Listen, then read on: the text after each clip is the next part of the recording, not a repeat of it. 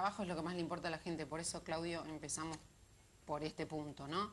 Por algunas empresas que concretamente, complicados por las trabas a los importados, empiezan a suspender gente o, como dice Ernesto, a no ocupar los lugares vacíos. Se ha debilitado la capacidad de generación de empleo de la economía argentina y por detrás de esto hay alguna discusión que dar que tiene que ver con el esquema productivo del país y en qué medida ha habido modificaciones o no. El ejemplo de las bicicletas viene bien al caso, digamos. Argentina tuvo un momento donde le sobraron dólares. Cuando le sobraron dólares no hubo estrategia para un cambio productivo que, por ejemplo, hubiera implicado que hubiera más componentes locales para el armado de bicicletas. Esto no lo hubo. Y hoy, que no tenemos dólares, estoy restringiendo y obviamente esto genera todas las complicaciones que se están planteando. Pero, yendo al punto que vos decís, me parece que lo que hay que ver acá es que del 2007 para acá se va dando un fenómeno que es estancamiento en la recuperación social de la Argentina, para un país que en términos sociales está atado con alambre. ¿Qué quiero decir estancamiento de la recuperación social? Primero, el fenómeno inflacionario, que empieza a complicar el tema del poder adquisitivo a partir de inflación que está en torno al 20-25% anual del 2007 en adelante. Y el otro elemento, que se debilita la capacidad de generación de empleo, donde ya uno no genera todo lo necesario para los que entran, porque el tema que vos tenés que todos los años te ingresa gente y prácticamente estamos palo a palo.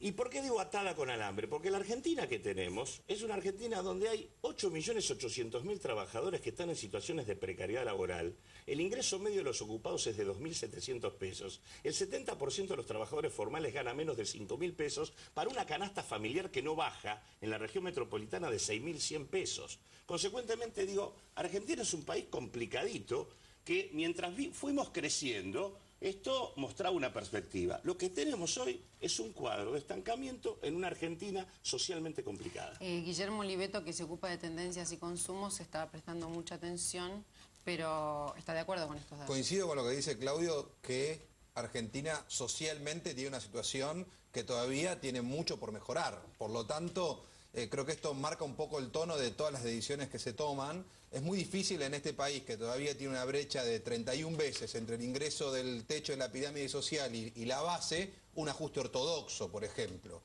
Es un país donde, como vos decías, María Laura, el empleo es lo que más le importa a la gente y creo que de algún modo es el pacto que ha tenido hasta aquí la relación del gobierno con los ciudadanos. Yo te doy trabajo, vos me das votos. Creo que lo que pase con eso va a tener un impacto no solo en lo económico, sino también en lo político. Y hay que tener en cuenta, el año que viene es un año electoral, digamos, hay una cantidad de cosas en la mesa que se van a resolver para bien o para mal en función de qué capacidad tenga el gobierno de seguir estimulando la economía y generando empleo, y la propia economía de seguir haciéndolo.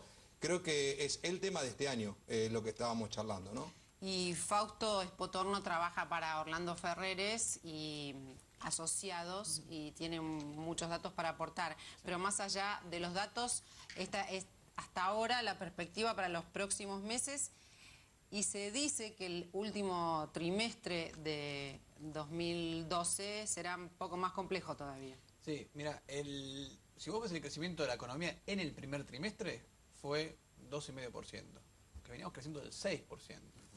Entonces, ya el 2,5% estás hablando de un crecimiento más bien bajo. Vos necesitas crecer un 3-4% para crear empleo.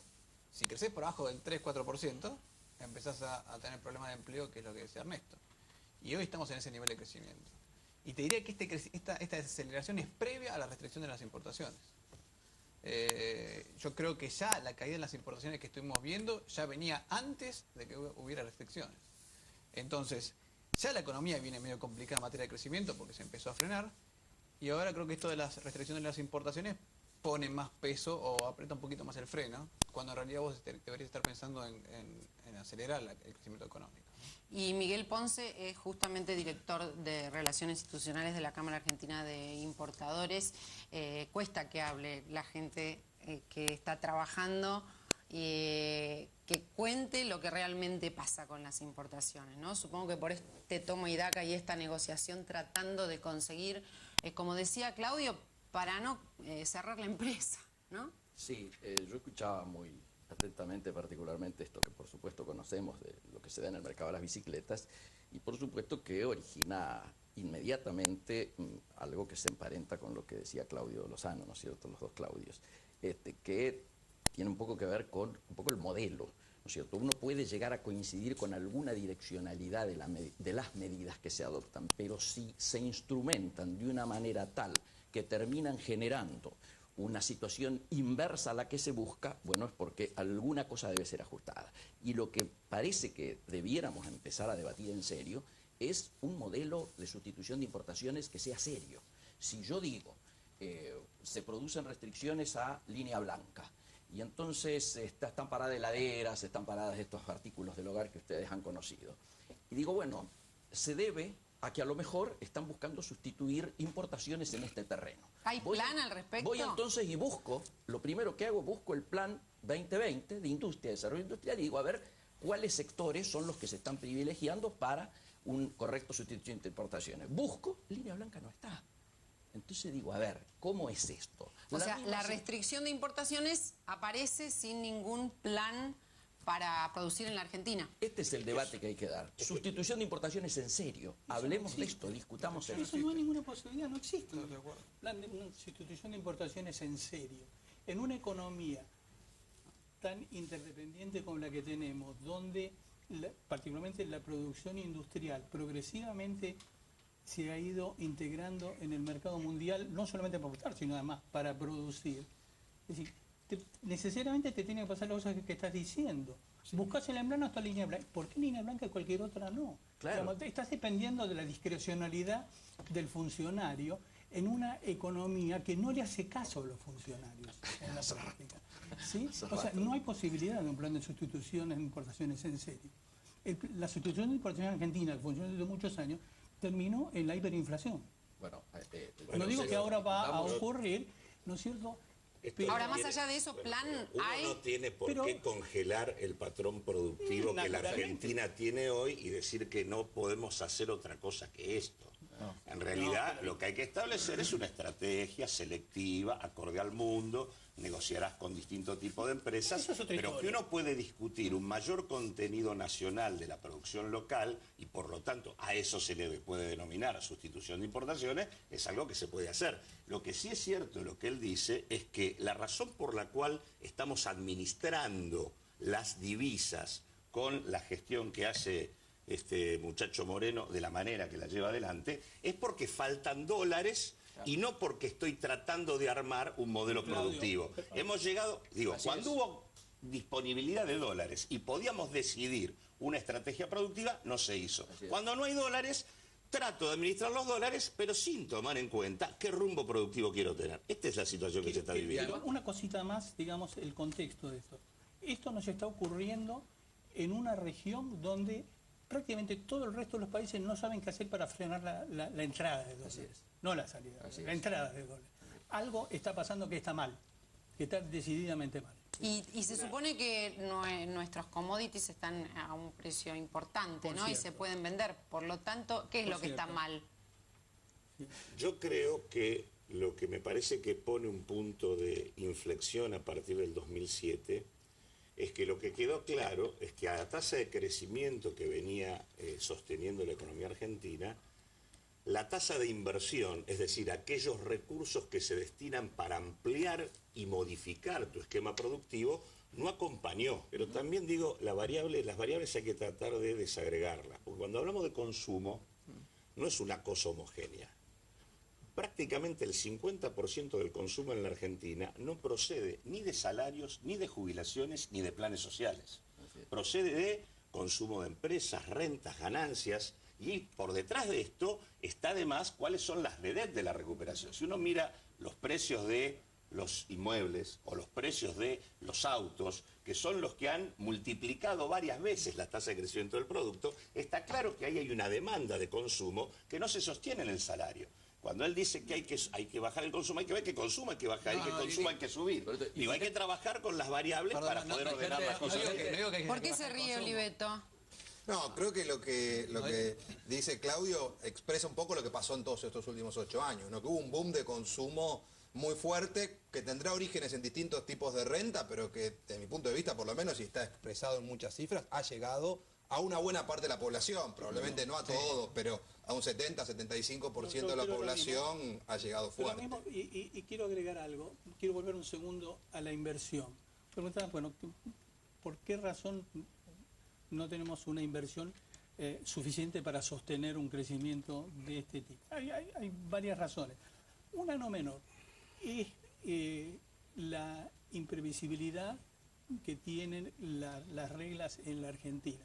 Cuando vos le preguntas, este es un dato que nosotros seguimos con mucha atención en mi oficina, es ¿cuál es el horizonte de previsibilidad para invertir en la Argentina? Si vos tenés que hacer una planta nueva, vos necesitas un cierto tiempo, ¿sabes qué va a pasar? Para poder recuperar tu inversión. ¿Sabes cuál es para los empresarios hoy el horizonte de previsibilidad para invertir en la Argentina? 1 año y medio.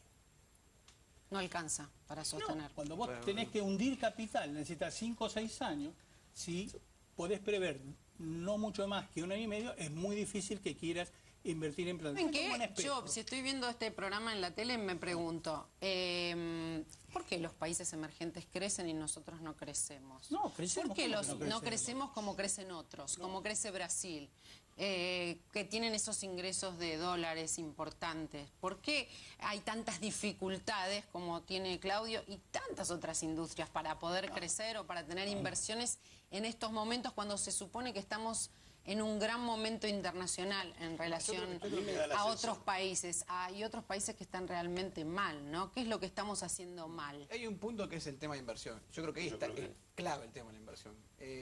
Otros países, por ejemplo Brasil, Chile, están recibiendo mucha inversión extranjera directa, que es la forma de obtener ahorro de afuera. Si yo necesito que la gente de acá consuma, porque tenía un problema de pobreza y tenía que recuperar y esa gente tiene que consumir, no puedo usar el consumo para invertir, tengo que usar el ahorro externo. Y esa entrada de capitales ha permitido que estos países aceleraran un poco el crecimiento. Uso una parte del ahorro interno y una parte del ahorro externo. Y en segundo lugar, Argentina ha perdido el mercado de ahorro e inversiones. Hoy no hay un lugar donde se junten todos aquellos que están buscando inversiones y todos aquellos que tengan ahorro. No hay un mercado de capitales, un mercado financiero que funcione eficientemente para permitir que todos aquellos que tengamos ahorro o que estén ahorrando pongan la plata y algunos que tomen inversiones decidan invertir. El mercado financiero argentino es muy chiquito y el mercado de capitales también. Entonces, eso no existe. Sí. Mi impresión es que el tema de la inversión hay que mirarlo con algún detalle, porque en realidad, durante todo el periodo, desde mediados del 2002 hasta el 2007, las ganancias que realizaron sobre todo las principales empresas de la Argentina fueron extraordinarias. Y los niveles de inversión estuvieron muy por debajo de lo que se podría haber invertido. Si uno toma, por ejemplo, el caso de una empresa recientemente discutida, como puede ser el caso de Repsol. Repsol, si uno toma el periodo de 2000-2011, de cada $100 de ganancia que obtuvo, remitió al exterior 92. Y en los últimos 4 años remitió de cada $100 137. No es un problema de rentabilidad. También hay un comportamiento de los capitales en contextos de desregulación de ciertos sectores que no son compatibles con armar un horizonte de país como el que corresponde. Acá hay un problema de regulación pública y de discusión de una estrategia productiva para la Argentina, que no está puesta sobre la mesa, donde fracasa el tipo de regulación institucional y donde hay determinados comportamientos de sectores empresariales que no están asociados a lo que necesitamos, que van desde amigos del poder, caso Eskenazi, por ejemplo, en donde claramente no se trata de un comportamiento virtuoso, más bien parecen aves de rapiña directamente desde que ingresaron al sector hidrocarburífero en adelante, hasta comportamiento de empresas transnacionales o grandes grupos empresarios que en realidad invierten para mantener posiciones dominantes, pero no para orientar los recursos que obtenemos en función de un cambio productivo distinto. Esa es la discusión de la Argentina, porque no hay ninguna experiencia en donde se pueda pensar el desarrollo sin pensar en quién es el actor que invierte. Y en América Latina, la verdad es que sacando el caso de Brasil, que es el que tiene una estrategia que viene ya de largo aliento, en el resto la cosa está más compleja, digamos. Argentina ha crecido del mismo modo que creció la región, no es que nosotros no hemos crecido. Lo que sí nosotros... Lo que sí sabemos es que podríamos haber crecido mucho más. Podríamos haber aprovechado mucho mejor la oportunidad económica que hemos tenido en este tiempo, eso sin duda. La pregunta es por qué es la excepcionalidad de la Argentina, porque pasa, las mismas empresas que vos decís que tienen ese comportamiento argentino no lo tienen en el resto de la región. Yo no diría que no lo tienen. No estoy ¿Qué significa que no lo tienen? No sé qué quiere decir eso, que Repsol no tiene ese comportamiento. Por ejemplo, tiene una tasa de inversión. Repsol en Bolivia tuvo el mismo comportamiento, hasta que apareció un gobierno que le fijó condiciones. A ver, insisto. Digo, no es así. La misma empresa, el mismo comportamiento. Yo digo, el Perú, que tiene una economía mucho más extranjerizada que la Argentina, tiene una tasa de inversión de casi el 30%. ¿Sí? En Colombia está ocurriendo lo mismo. En Chile pasa lo mismo. Entonces, yo insisto, yo creo que hay un problema de las regulaciones, estoy de acuerdo, en el sentido de las normas, y sobre todo, quiero enfatizar nuevamente en esto, en la regularidad y la permanencia de las normas. Nadie puede pretender, hay casos, obviamente, el de Repsol es un caso muy claro, pero no diría que es la generalidad de los casos. Un país donde probablemente haya mucho menos seguridad jurídica en la Argentina, como es China, tiene una cantidad de inversiones extranjeras fenomenal. Pero saben que cuando empiezan o cuando invierten en China, las reglas van a continuar. ¿Sí? ¿Qué pasa, Claudio? ¿Qué estabas pensando? Perdón, no, Ahí está, todo. A cuento de todo lo que está viniendo y yendo un tema un poco más terrenal, en los últimos 4 años nosotros avanzamos con un plan de desarrollo industrial y sustitución. 20% anual, sustituir piezas por piezas que se fabrican en la Argentina. Levantamos una fábrica de neumáticos, levantamos fábricas de cuadros, levantamos fábricas de bicicletas nuevas, instalaciones de hasta 15.000 metros cuadrados de fábricas nuevas.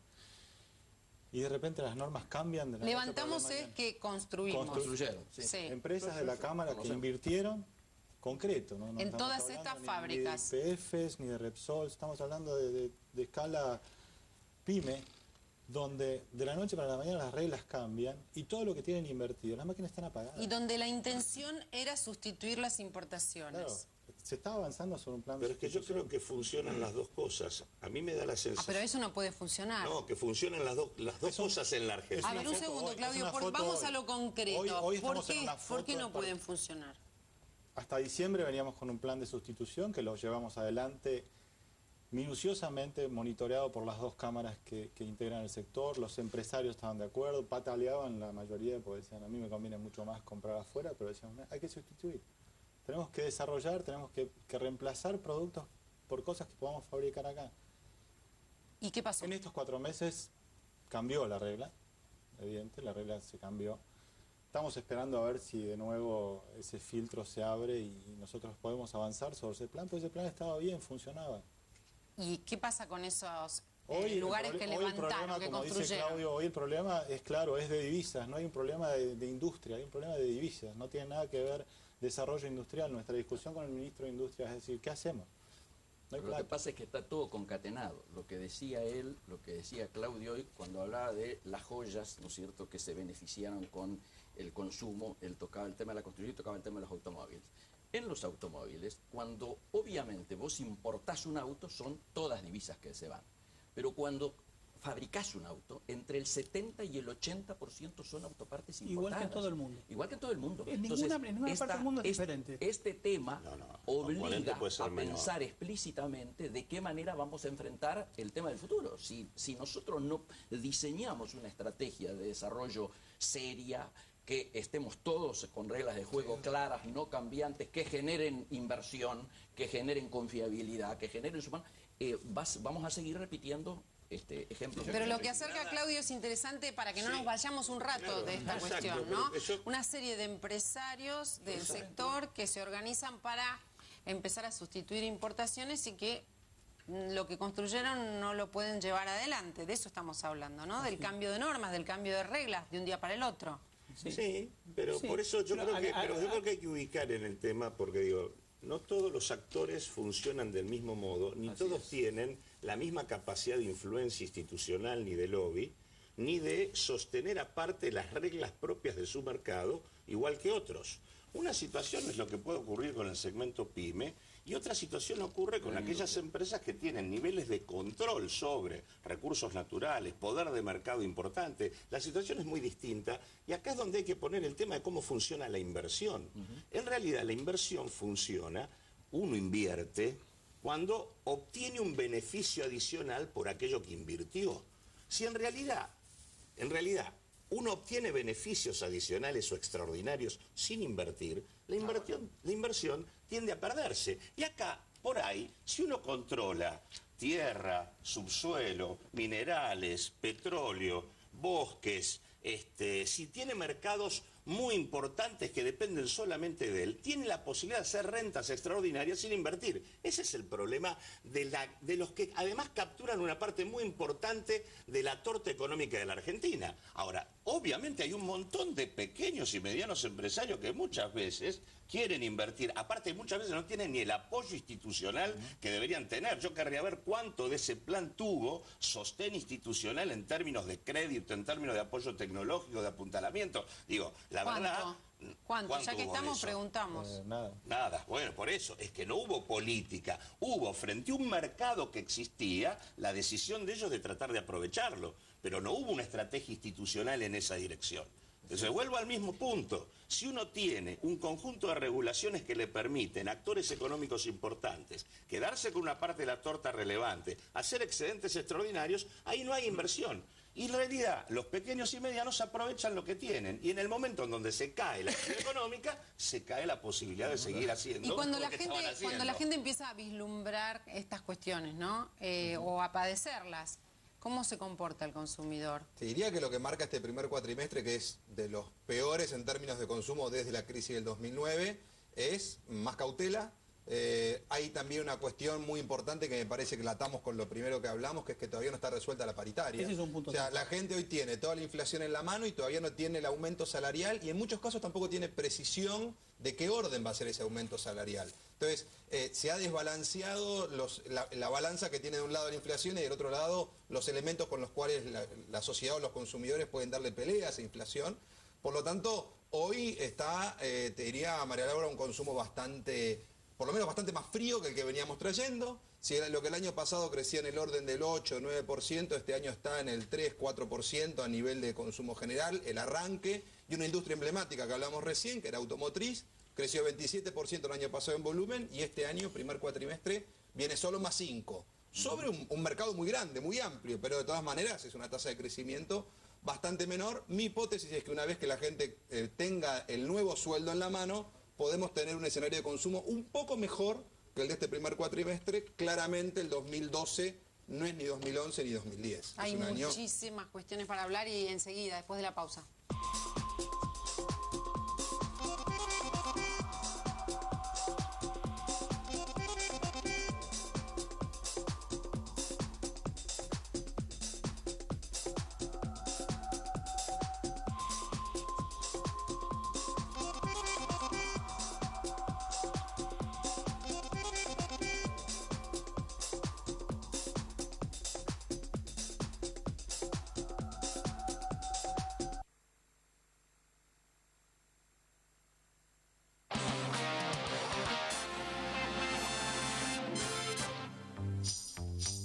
Este lunes, en El Camino, va a llegar más lejos todavía.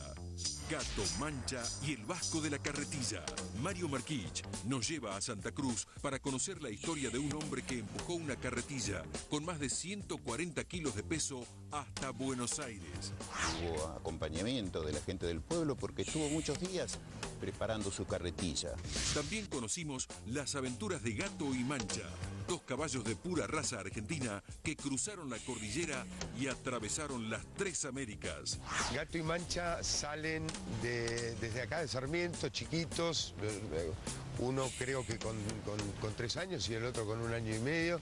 En El Camino, con Mario Marquich, lunes 23 horas por TN.